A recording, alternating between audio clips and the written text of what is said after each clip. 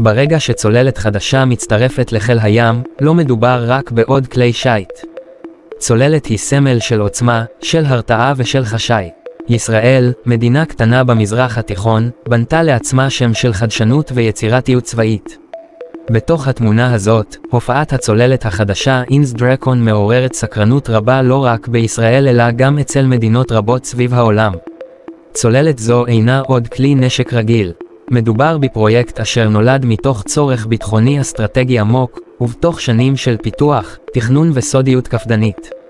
בואו נצלול יחד לעולמה של הצוללת דרקון, נבין מה הופך אותה לכה מיוחדת, ונגלה מדוע היא מייצגת קפיצת מדרגה דרמטית ביכולות חיל הים הישראלי.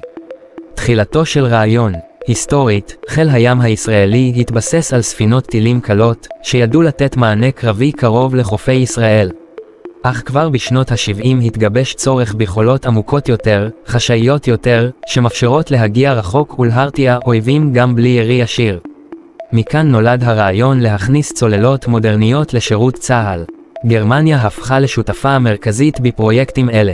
לאורך השנים נבנו עבור ישראל צוללות מסדרת דולפין, אשר נחשבות בין החזקות בעולם ביחס לצוללות דיזל חשמל. עם הזמן, הדרישות התפתחו, והגיע רגע בו נדרש דגם חדש, מתקדם ושונה. כך צמחה אינס דרקון. מהי צוללת דרקון? דרקון היא צוללת אשר חיצונית מזכירה את הדולפין, אך למעשה שונה מאוד בצורה שלה. הצוללת נבנתה במספנות גרמניה, אך בעיצוב ייחודי אשר תוכנן לפי דרישות ישראל. החלק העליון, המכונה סייל, נראה גבוה וארוך יותר מן הצוללות שקדמו לה.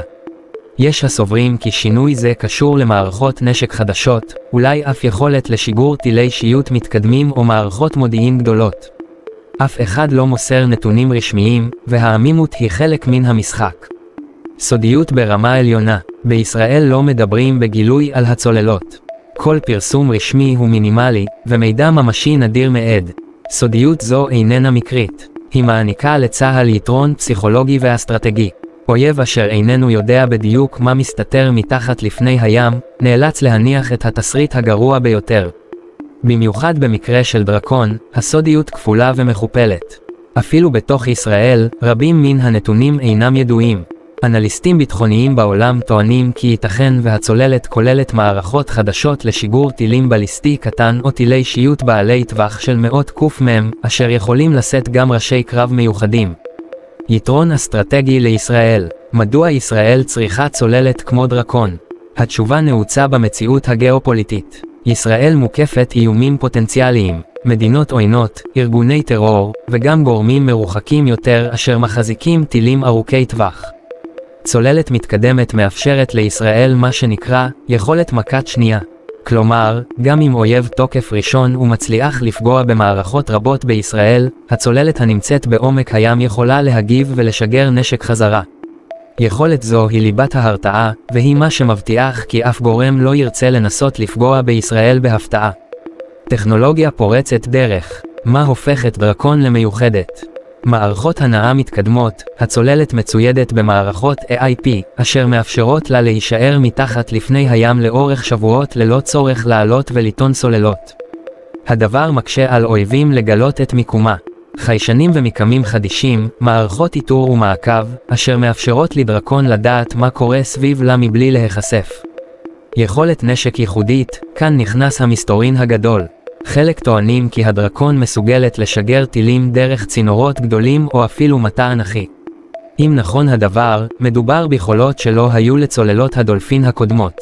הממד הפסיכולוגי. מעבר ליכולות ממשיות, יש בצוללת דרקון גם ממד של מלחמת תודעה. הידיעה כי לישראל יש צוללת כה סודית וחדשה, יוצרת אפקט הרתעה בפני עצמו. אויבים אינם יודעים מה היא מסוגלת לבצע, ולכן נזהרים יותר. גם בעולם הרחב, פרשנים צבאיים מביעים סקרנות רבה. פרסומים בעיתוני גרמניה, בריטניה וערב מציינים כי הדרקון עשויה להוות משנה משחק בכל הנוגע ליכולות הימיות של ישראל. שילוב בזרוע הים. הדרקון איננה פועלת לבדה.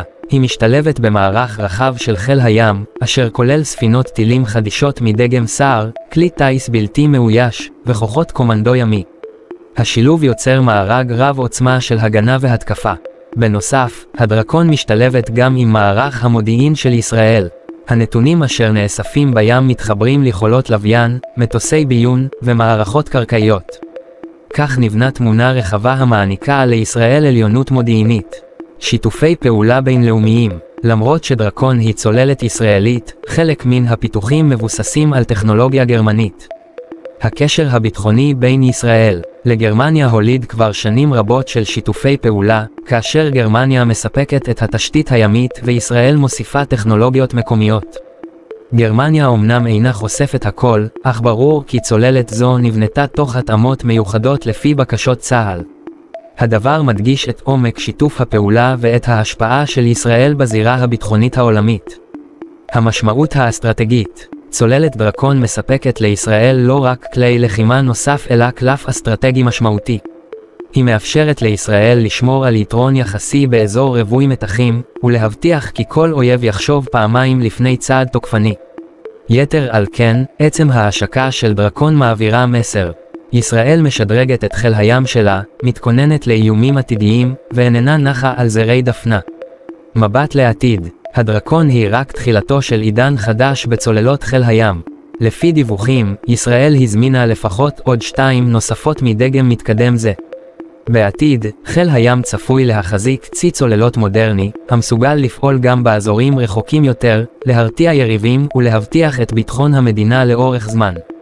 סיכום, אינס דרקון איננה רק צוללת. היא סמל של עוצמה, של סודיות ושל נחישות אסטרטגית. היא חלק מן האסטרטגיה הגדולה של ישראל להבטיח כי אויביה יחשבו פעמיים לפני כל תוקפנות. בעולם שבו כל מידע זורם במהירות, ההחלטה לשמור על סודיות כה עמוקה רק מגבירה את מסתורין. והאמת היא שכנראה רק מעט יודעים באמת מה מסתתר בעומק הים כשהדרקון מפליגה בשקט מתחת לגלי התיכון.